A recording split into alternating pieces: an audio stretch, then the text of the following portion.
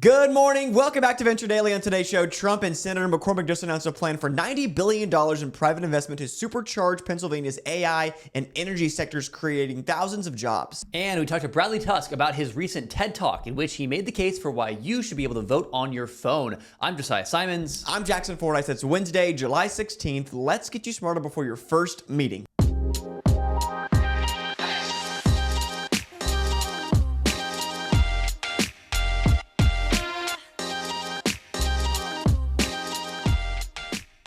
All right, before we get into the top stories for today, here's the quick 60-second story that caught our eye yesterday. Yes, staff at the studio behind Candy Crush are being laid off and reportedly replaced by the very AI tools that helped build. Yeah, according to mobilegamer.biz, teams working on narrative, level design, and copywriting spent years training AI models and are now out of a job as those same tools are doing their work more efficiently. One source said the copywriting team behind Farm Hero Saga is being cut in half, and company-wide cuts could top 200 people, more than initial reports suggested. Employees at other Microsoft studios, including Halo, say they're seeing a push to replace roles with AI tools like Copilot. Apparently, some employees were laid off minutes after receiving a company-wide email celebrating Xbox record profits. It's a sharp reminder that even in booming industries, efficiency often trumps loyalty.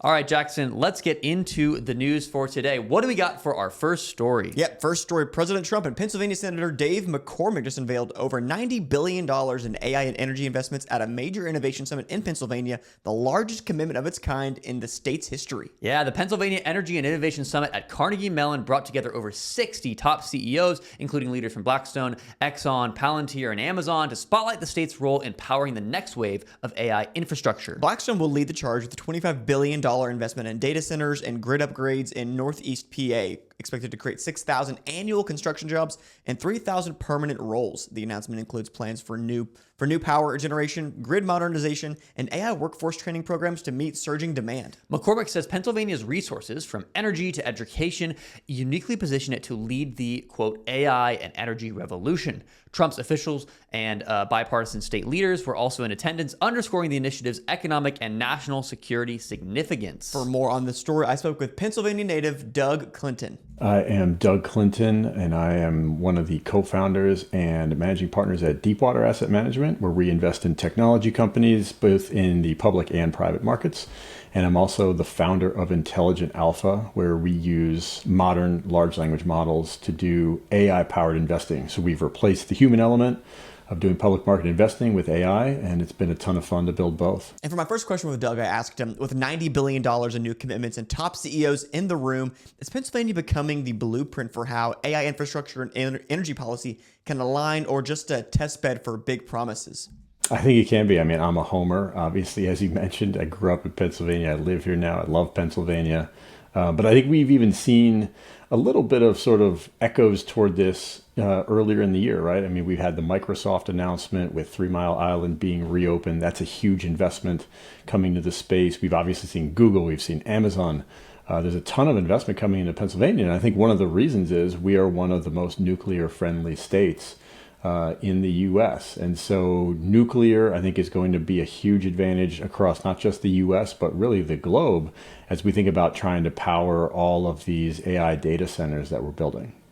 So, Jackson, the Blackstone president and COO, John Gray, announced that $25 billion investment in data center and any energy infrastructure development in Northeast Pennsylvania, That's awesome. Including a joint venture to boost power generation. So that project is expected to create, like I think you mentioned, 6,000 construction jobs per year and 3,000 long-term positions. Yeah, and speaking of Blackstone, I asked Doug, Blackstone's $25 billion investment includes new power and data centers, but with energy demand from AI skyrocketing, I asked Doug, can states like Pennsylvania actually keep up with compromising the grid or the climate? I think the short answer is we hope so. These are one of these questions where, you know, you can make your best guess now before the infrastructure is built, before the demands are really on the system, and then we kind of see what happens. As Mike Tyson says, you know, every plan's great until I get punched in the face. I think that's probably the scenario we're living in now, right? We have ideas of what we need to do in terms of having the appropriate amount of capacity, what we think the demand might be from AI. Maybe that number is too low, maybe it's too high.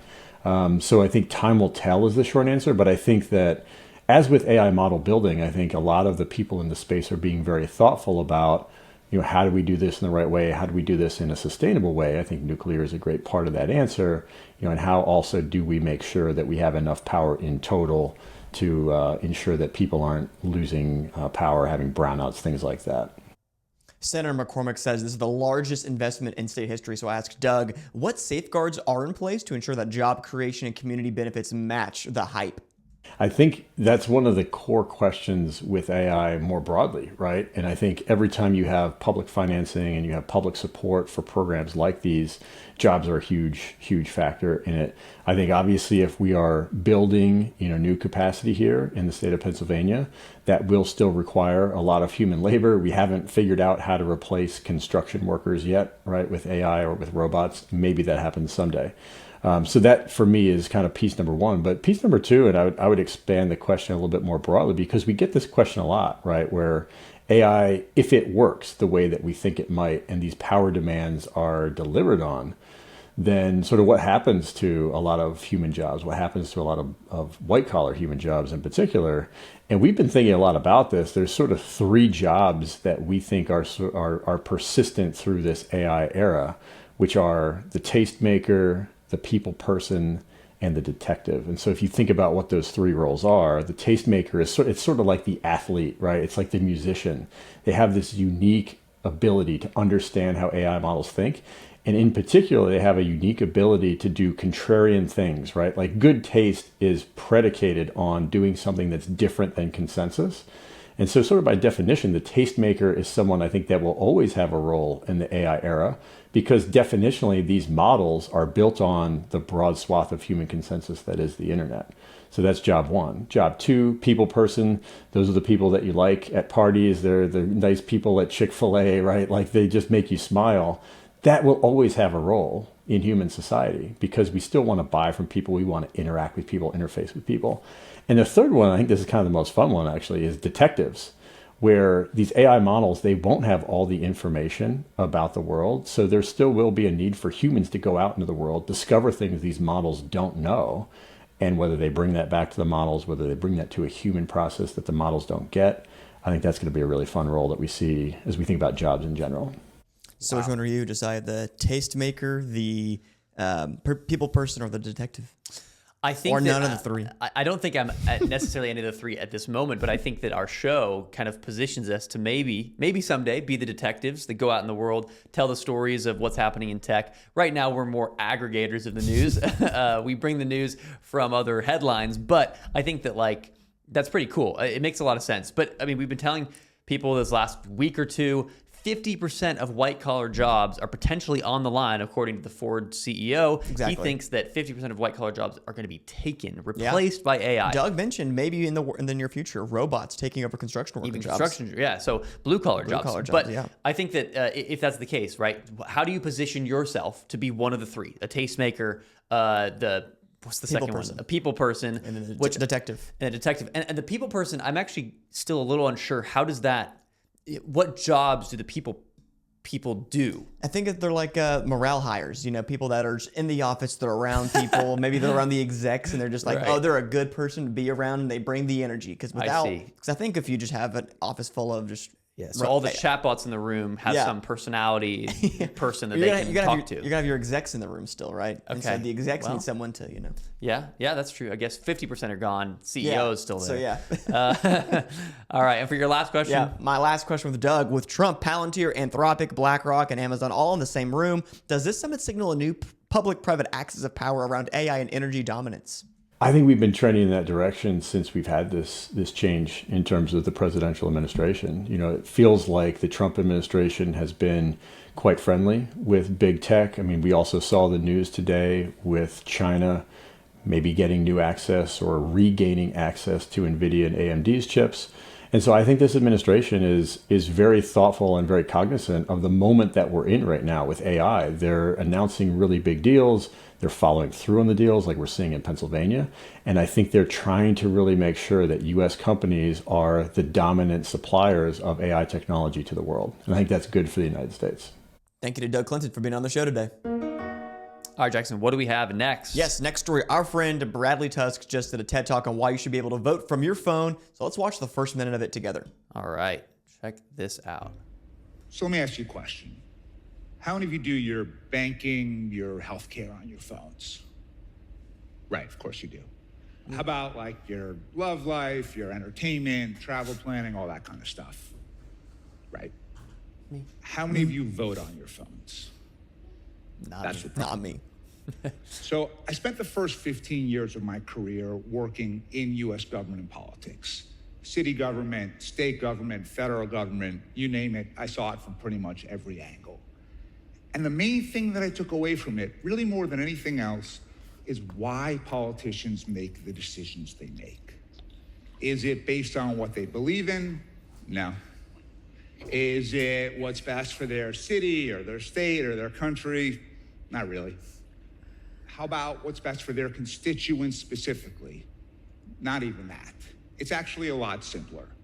Virtually every politician makes every decision solely based on winning the next election and nothing else.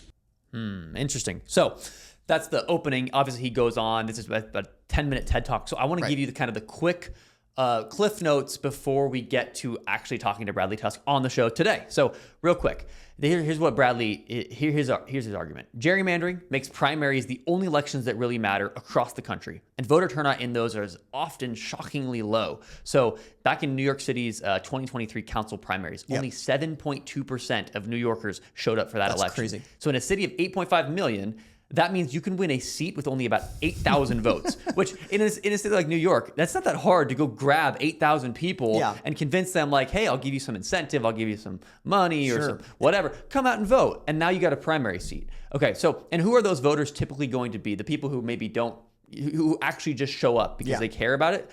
It's the people who are the most passionate and the most extreme. Yes. So the far right, the far left, or, of course, well-organized special interest groups who have experience moving money and moving votes around. So this leads to extreme dysfunctional government on both sides, even though most Americans agree on common sense issues, solutions to issues like healthcare, education, gun policy. So Bradley's solution is this. We need to bring voting to where people are, their phones, to empower the center and free politicians from the extremes. Because if the only people they have to convince are the far right and the far left, then all their policies are going to be far right or far left. Right, align with those interests. Yeah. So, and who better to talk about this story than the man himself, Bradley Tusk?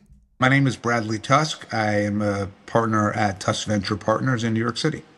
My first question for Bradley is this. If we do our banking, our healthcare, and dating on our phones, why is voting the last frontier? Is the real holdup about security or political power? No, I mean, the holdup is twofold. One is political power, right? People who have power don't like sharing it with others or making it easier for others to gain power. And we live in a world where, because of gerrymandering, which is this corrupt practice that lets the two political parties basically divvy up all the legislative districts, so everything is automatically either a Republican seat or a Democratic seat. As a result, only the primary matters in the vast majority of elections in the U.S., and primary turnout is usually about 10 to 15%. And who are they? They're typically the far right or the far left or special interests that know how to move money and votes in low turnout elections. And that's why our politics is the way it is. It's why D.C. is so dysfunctional. It's why our city and state governments are so one-sided, whether it's the state of Texas where you are on the right or the city of San Francisco on the left. And the really sad part is most Americans are not actually all that divided on most issues. It's not like we're sort of 50-50 on most stuff. Like, take guns. The vast majority of Americans, I would even argue the vast majority of Texans, would say that we should certainly not confiscate everyone's guns, but it shouldn't be really easy to walk into a store and walk out with an assault rifle either, right? But the problem is those people who are in the middle don't vote in primaries. The people who do are the extremes on either side, all guns all the time or no guns ever. And as a result, nothing gets done, and we have more and more school shootings. And I think ultimately there's a solution that probably 70 to 80% of Americans can agree on when it comes to immigration, healthcare, taxes, education, climate, you name it. So we can solve the problems, but we can only do that if our politicians are willing to work together again to get things done. And for as long as they're controlled by the extremes, that's never going to happen. And so the reason we're trying to make mobile voting happen is to me, if you want meaningfully higher turnout, you have to meet the people where they are. Right? Most people are just not going to not take their kid to school on a Tuesday or be late for work to vote in a state Senate primary. But while they're waiting for their coffee or while they're taking a quick break or whatever it is. They press a few buttons on their phone and then their vote is cast. I think a lot of them would do it. That gets turnout out. That moves things to the middle. Yeah. So right now, mobile voting, there are no cases of it across the country of the United States. But Jackson, there are, mobile voting technology exists. Right. And in countries like Canada, the United Kingdom, mobile voting is already being used in local elections. So here's a quick rundown of where mobile voting is at around the world today. Okay. So we've got Canada, okay? In Canada, some municipalities and provinces use online or mobile voting for local elections. And in Ontario, more than 150 municipalities offered online or telephone voting in the 2022 municipal elections. Nova Scotia has been using online voting in municipal elections since 2008. Wow. And in the tech, it's not used for federal elections yet in Canada due to concerns about security, integrity, and most importantly, public trust, of course. Then you get the United Kingdom. There have been small-scale trials of electronic voting for local elections and internal party elections, but again, no national elections. And then the global leader for mobile voting is Estonia. One of my favorite flags. It's a nice flag. It's okay. I mean, I blue like and the flag. black, maybe it's back, but I don't know. It's not the best combo in the world. I like it. So in Estonia, you have nationwide online voting since 2005. It's called iVoting. And in the 2023 parliamentary elections, over 50% of votes were cast online for the country. I wonder what the numbers were for like the entire country, like the turnout for voting. Right, For yeah. Estonia, that election. Yeah, I'm not sure what the percentage of the total population, but over 50% of those people voted on their phones. And then you've got other countries who have experienced some setback with the tech. So it's not all sunshine and rainbows. You got in Switzerland, who paused their nationwide expansion of mobile voting back in 2019 after some security vulnerabilities were discovered. So that begs the question. The tech exists and is used in countries like Canada, the UK, Estonia. If mobile voting is more secure and more accessible, I asked Bradley, why hasn't a single major US city implemented it at scale? Yeah, I mean, I think because ultimately, one, a lot of people who have power, like I said, aren't looking to change that. And two, what they've at least said is that the tech in other places isn't good enough for them. And that's why we've built our own mobile voting technology. So I'll run you through quickly how it works. You live in Travis County. So you would go on the App Store, you would download the Travis County Board of Elections app. First thing they would say is Jackson really a registered voter here. You'd put in your information. Next question, is Jackson really Jackson? So the first thing is multi-factor authentication. You get a code, like if you get your Google password, you punch that in. Then biometric screening, so like clear at the airports, scan your face, match it up against your ID. We've now established that you're really you. Ballot comes up on your screen, and the ballot is meant to be as simple and straightforward as possible. And you go through it, you make your choices, and whenever you hit submit, three things happen. First, the ballot is encrypted. Second, it's anonymized. Third, you get a tracking code like if it were a FedEx package, so you can track the progress of your ballot. Goes back to Travis County. They air gap it. So once it's no longer online, then they decrypt your ballot.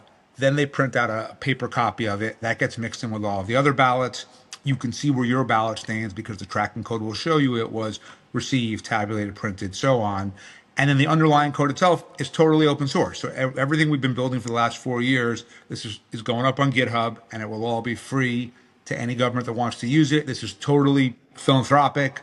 There's no business element to this. And it's not meant to replace any form of voting. It's just meant to give people another option. Wow, cool. So yeah, for the people who they like that process of on election day, I like to go in and cast my vote, draw in the bubble. You know, you can still do that. For sure. But why not have another option for those people who, I just don't want to go in. And then you get this vast majority of New York, you get 93% didn't even show up for the primary election. So insane. It makes a lot of sense. But it's also great to hear that this isn't some, company that he's running that is going to make him a bunch of money. 100% philanthropic, no business development plan for this. Completely free for any government, for any municipality, local, state, or national to incorporate this into their upcoming elections here in America. For my last question for Bradley, I ask, you argue mobile voting could break the stranglehold of extremists by activating the moderate majority. How do you win over skeptics worried about trust, privacy, or manipulation in the digital age? Yeah, I mean, by the way, those are very fair questions, but I would argue, one, the system we have built is exponentially safer than any way that we vote today, right? The ways we vote today are certainly not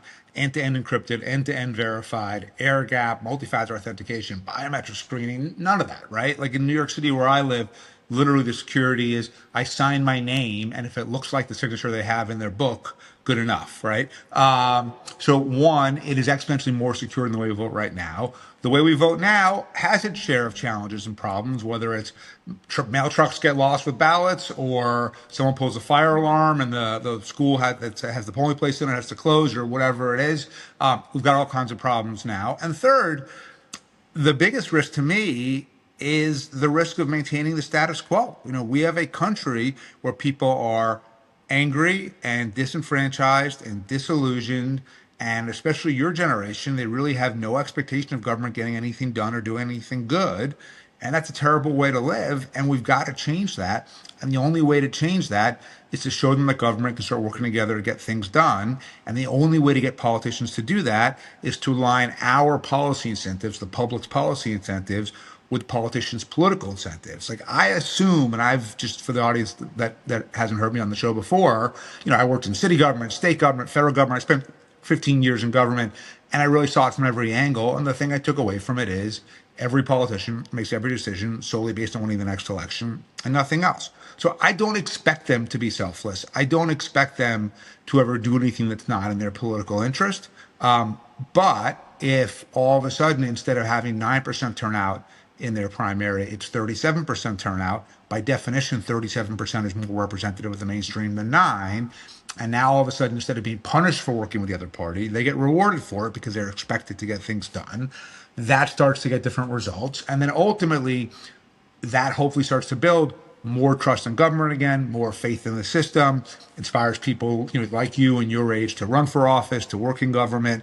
And, we can get things back on track, but only if we can meaningfully get more people participating in the process. And you have to go to where they are, and that's on their phones. Just are you pro mobile voting?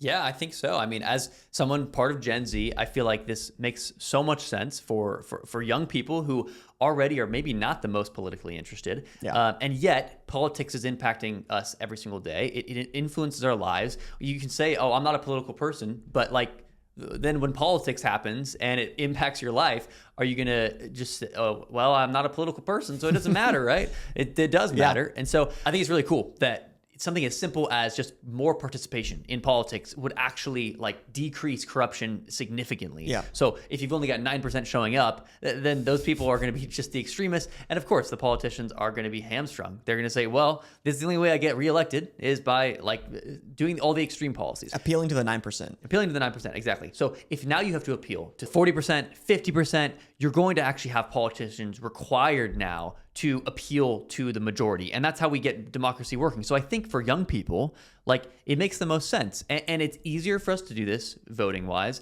I get the security risks. That is going to be the first thing that comes to anyone's mind. You're going to have concerns about, well, can we actually do this safely? Can we make sure that all these votes are legitimate? There will be problems that arise, of course. But I think that as an overall policy, as an overall, what this will do for politics and democracy, I really like the idea. And I think you were talking about how... Yeah, I liked the way that Bradley said that, a larger voter turnout will encourage politicians to work across the aisle, which will appeal to the larger, population of voters versus that 9% being on the extreme. So if you're on the left, you work with someone across the right, you're going to get scrutinized for working with the opposite team, Yeah, and actually getting the political machine working, because 100%. We're not just constantly at a deadlock because no one wants to work together. Yeah. So, I mean, we talked about it a few times in the past week. We talked about Marjorie Taylor Greene on our show. Right. However you feel about Marjorie Taylor Greene, I think we can all agree she's pretty far right. She's pretty extreme in her takes. And yet she got elected because I would assume there's quite a few people who full on agree with her and do not work with the left. Yeah, we actually like that you don't work with the other team. So I think that if we have mobile voting, even if you are someone on the far right or far left, we can all agree more people voting makes our politics better, right? Absolutely. It makes the whole process better. And so, I would say, of course, there will be risks. Of course, there will be concerns, and we'll get there when we get there. But I think that us as a generation are going to appreciate the fact that then not only is this easier for us to vote, but it really does improve our political process. It improves what politicians are incentivized to do when they're 100%. In office. It makes a lot of sense. Yeah. And what's next for mobile voting? So Bradley told us that his team will be running legislation this fall in different cities around the U.S. We're not sure which those cities are, but those cities will allow some mobile voting for municipal elections. And if you want to learn more about mobile voting, you're interested, check out Bradley's full TED Talk in the description, linked below. It's about 10 minutes, and it's really interesting. Yeah, it definitely is. Thank you to Bradley Tusk for being on the show for today. All right, Jackson, that's it for Venture Daily. Thank you so much for joining us. And if you like the show, let us know in the comments. And if you haven't subscribed yet, I think like 97% of our viewers have not subscribed, which, sorry to say that out loud. Gotta get those numbers up. Yeah, gotta get those numbers up. I think that's a little embarrassing. So if you're watching still to the end, please hit that subscribe button. Jackson? Yeah, thank you to Content Stack for letting us film here every single day. Shout out Content Stack. Reimagine possible. If you like today's show, whether you're on YouTube, Spotify, Apple Podcast, or X, leave us a like, a comment, and a review. Throw us a 5-star rating if you think we earned it. And as always, we'll see you here tomorrow morning at Venture Daily.